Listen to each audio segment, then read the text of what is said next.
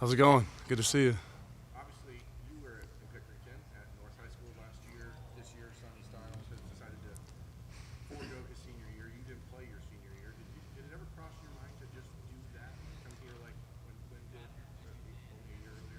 No, that never really was a thought of mine. I think Sonny's kind of in a different situation with the position he plays, and he's really mature for his age. So I think it's a good move for him. I think he'll be able to come in and help us out right away, and he can play multitude of positions, and I'm really excited to have Sonny. Sonny's kind of like my little brother growing up, so I think that was a good decision for him. I'm excited to get him here on campus. So you're saying he's more mature than you were? No, I'm not saying that. I'm just saying it's kind of a different situation. It was his choice. I wouldn't, personally, me, I wouldn't have done that. But, for him, I think it kind of makes sense.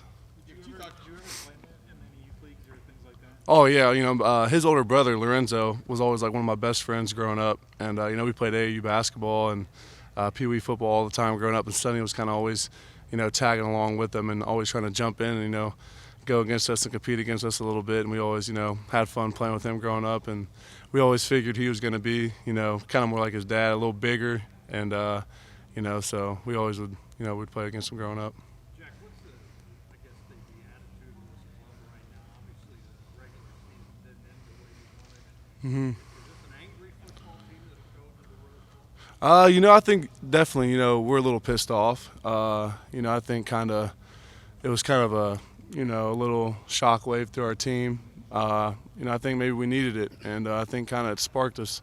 And we've been practicing a lot more, physical, a lot more aggressive, and just getting back to the fundamentals of things. And I think you're going to see a good football team come January 1st. The chirping you're hearing out there, and I don't want you to get into that, but just there's comments that this is a soft team and whatever.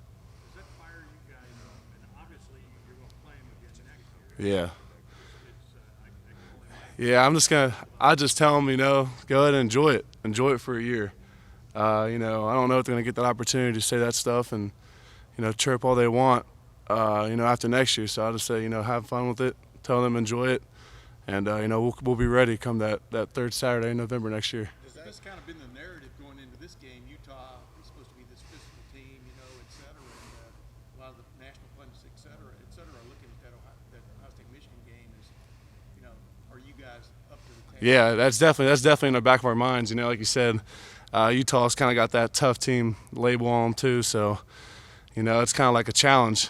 People are challenging us right now, saying we're not tough, saying we can't, stop the run and run the ball on, tough teams. So, definitely firing us up a bit, to get out there and play them. Jack, are you intrigued by what's going on nationally? I mean, you talked about what Sonny has done, but you kind of had dreams of playing in that winter league last year. Yeah. Is it crazy kind of what's going on in college football right now, from your perspective as a player in the middle of it? I think it's definitely crazy. It's unprecedented times. But I think it's a good step. For college football, I think it's a good opportunity for kids, make some money off their hard work and stuff like that. That doesn't take any money out of the university's hands. So I think it's definitely, a wild time in college football because it's never happened before. And I think here in a few years, stuff will straighten itself out, and it'll be more kind of controlled, I guess, in a way. Jack, as Utah goes, when you look at them on film, how do they look tough? Like, I know it's their reputation, but does that stand out on film when you watch them? They're a good football team. That's kind of all we can say right now is, they're a good, tough football team, and we respect them, and we're going to go in there and we expect to play a good football team. You said that maybe you guys needed what happened in Michigan to happen. Why do you say that? I don't necessarily know if we needed it, but it kind of like a wake up call. Maybe we weren't, playing as tough as we should. Maybe we weren't, playing as hard as we could every day in practice. Taking the little things seriously, and it kind of sucks. For a whole year they get to talk trash to us and post all those funny memes on Twitter and all that stuff, and it's all in good fun in the rivalry, but we're just gonna be ready for next year. When you watch and analyze what happened in a game, how do you explain the way they did control the line of scrimmage as well as especially run the ball? I think it was they had a good scheme. They obviously had a good scheme going against our defense, and just a couple. Really football. The game of football comes down to a few plays in every game. Obviously they had a couple long runs, and they busted a few. Through the middle, but I think I don't think it's as bad as it's seen for the viewers on TV. But it is what it is. They ran for a number of yards and X number of touchdowns. So at the end of the day, there's not much we can say about it. Does that loss sting a little bit more because you're from here? Oh yeah, definitely it does. Especially me being a freshman my first year here, and we were on like an 8-game win streak against them. And my first year here, we take the loss to them. It kind of burns a little extra. But like I said, all we can do is get ready for next year. I don't want to necessarily compare you to Aiden, but Mm-hmm. from Michigan, he had to kind of deal with that fact that 8 straight losses and whatnot. Right. It seemed like he used all that motivation, like exploded in that game. Mm-hmm. You're from here, and now this is how you kind of started your career here. Can you kind of do the same thing here? Do you feel like you can use this as motivation for yourself? Yeah, no, I definitely think all of us are going to be using that as motivation this whole off season. Aiden Hutchinson's a great player. I got nothing but a lot of respect for him and what he's been able to do, and the season he's had. I mean, he was in the I think what he finished second in Heisman voting as a defensive end, which is crazy. So we're hoping to do the same thing next year, and just have a lot of respect for him. Jack, when you look at, I know there's one more game here, when you look at this freshman season and your development and how much you produced, did it go the way you wanted? Was it better? Was it worse? How do you evaluate it? It's kind of tough to do that. All of us come in are really competitive guys. I think to play the game of football, you got to be a really high competitive guy and set expectations really high. So, maybe it didn't go exactly the way I wanted it to go. I think I'd be lying if I said that. But I think it was a good step in the direction for my career. And but we got more important things in my career. I think we need to take care of the game against the Rose Bowl game and come together as a team collectively. As you sit there and start maybe looking ahead to that second year, what did you learn that you're trying to apply already maybe? I just think it's just the day-to-day stuff. It's a grind this season. It's a long season.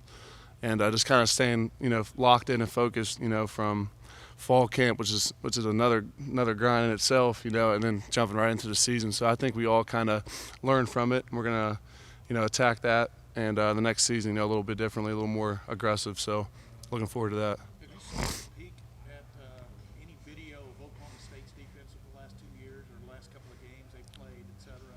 Yeah, I have. What stood out about it?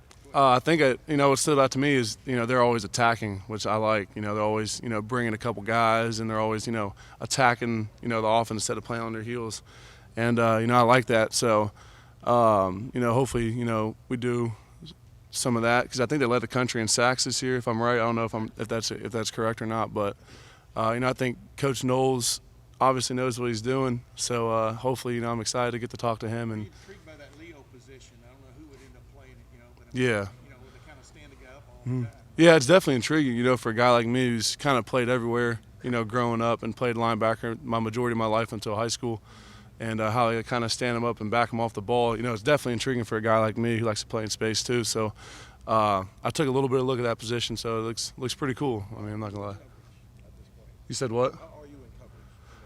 Like how Zach was sometimes when you were back off the line. I think I'm pretty good in coverage. I'd like to say that. So we'll see how it plays out. Like, how hard was it to make that transition in mid-season, different play caller, some schematic tweaks? Now that you've got a little time to kind of process it, how tough was that? The coaches made it easy. I just want to give a big shout out to Coach Coombs. Obviously the position he was in wasn't easy.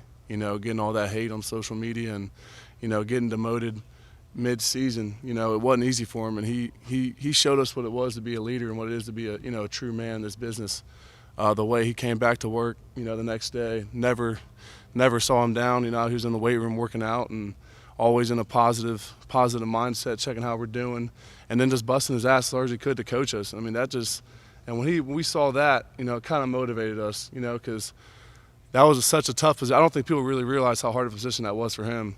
Only 3 games into being a D coordinator, and then someone we changed it a little bit. So I just want to give a shout out to Coach Coombs, who went through that. And then, I think he was a big part of how it was so easy. It wasn't any pushback from him, and it wasn't him, kind of in his feelings about it. He kind of accepted it, and then we were able to move forward smoothly because of it. So I think the coach did a great job of moving forward through that. Oh, yeah, I love Coach Coombs. Me and Coach Coombs have a great relationship. I think everybody on the defense loves Coach Coombs around the building as well. So I definitely want Coach Coombs back. Kind of what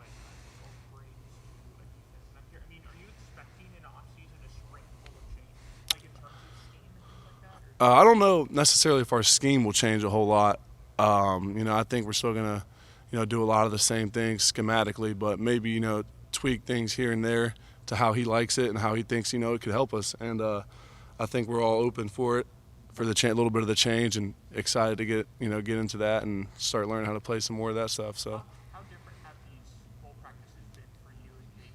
Like, do you feel more responsibility on your defensive line? Is this more of a transition kind of time for you guys as you head into your sophomore? I'm not sure if that's the right way to put it. I think more so it's kind of like our mindset's changed a little bit, as this season's kind of coming to a close and me and JT are, developing and, growing into men. I think we kind of are, starting to realize that we got to take it to the next level with everything we do. And it's kind of, we're going to have more of an important role next year and more of a leadership role next year that our defense needs. I think that's kind of more the way it's going for us right now. Jackie, Last question right here. being angry, teams angry, kind of having to deal with that Michigan loss. Mm-hmm. Has that shown up in practice at all? Like when you guys are between the lines? Yeah, I definitely think, our team kind of, came back to practice the last few practices, and you can see kind of the level of intensity rise and how hard we're going in between the lines, and going against each other. It's definitely been a lot different. And so this offseason we're gonna use it as fuel, like I said, and because obviously it stings everybody in this organization. I know you want to win, obviously, it's the main goal here, but to the point of you guys already in year 2, what do you want to get out of the Rose Bowl that you can kind of take into spring practice and whatever workouts? I think we definitely need to walk away with a win. I think we got to end the season the right way, and because we've had too good of a year to go in the Rose Bowl and lay an egg. So I definitely look forward to getting a win in the Rose Bowl and coming out of it the right way, and that's the only thing you do that is with a win. So. Talk about the 2022 class. And a guy Last like question CJ right here. Hicks with strong Ohio ties like you had, and he was a strong peer recruiter like you also had. Just how important is that to see a guy who's going to come in with almost kind of like what your level of energy was, just in terms of that? Just how important is that? It's huge. CJ's a great player. Really athletic kid, and I happen to know CJ pretty well. Through the recruiting process, and I know we're excited to have him. And he's been a huge part to his class. I'm glad he kind of took on that role of recruiting and going out and getting guys that he thought could come and help this team. They got a great class. So we're all excited to have those guys coming in this next year, and hopefully they can help us out. Thank you, Jack. All right, appreciate you guys. Thank you.